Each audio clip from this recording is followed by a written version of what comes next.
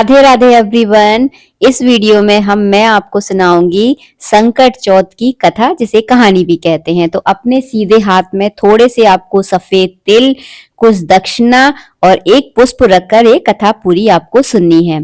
तो एक समय की बात है, सभी देवता बहुत ज्यादा ग्रस्त, परेशानियों से बहुत ज्यादा पीड़ित होकर भगवान शंकर के पास पहुंचे।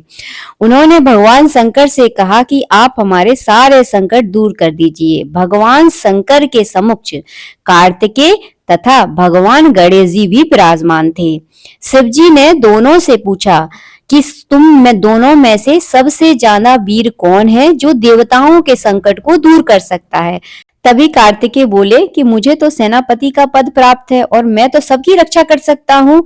यही बात सुनकर शिव जी ने गणेश जी से भी पूछा कि गणेश जी तुम कैसे रक्षा करोगे। तो गणेश जी ने कहा कि मुझे किसी पद की कोई लालसा नहीं है, मैं बिना पद के भी सबकी संकट दूर कर सकता हूँ और सबकी रक्षा कर सकता हूँ।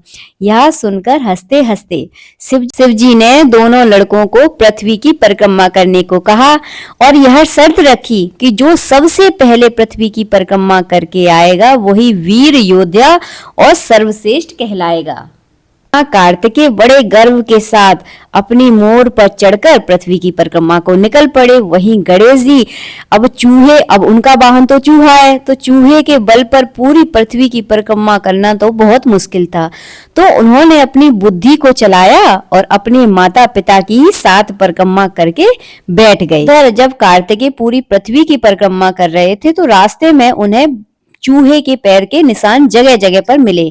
जैसे ही परिक्रमा पूरी हुई, दोनों शिव जी के सामने आए तो कार्तिकेय ने बड़े उछल के साथ गणेश जी से कहा कि मैं एक अकेला ऐसा प्राणी हूँ जिसने पूरी पृथ्वी की परिक्रमा की है।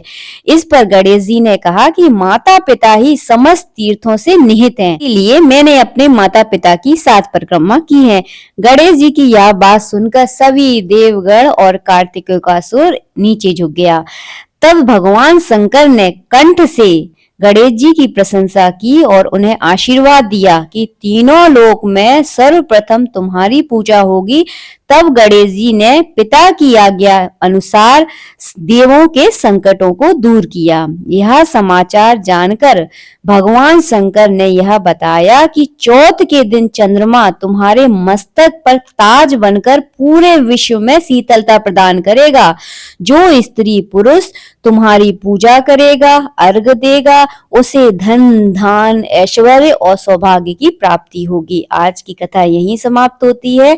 अपने चावल और तिल जो आपने हाथ में लिए हैं वो आप कलश में डाल दें और उसी कलश से जब चंद्रमा उदय होता है तब उनको जो है ना अर्घ देना है। मिलेंगे नेक्स्ट वीडियो में। वीडियो अगर पसंद आया है, कहानी हमारी थोड़ी सी अच्छी लगी है तो बस वीडियो को लाइक कर दीजिएगा।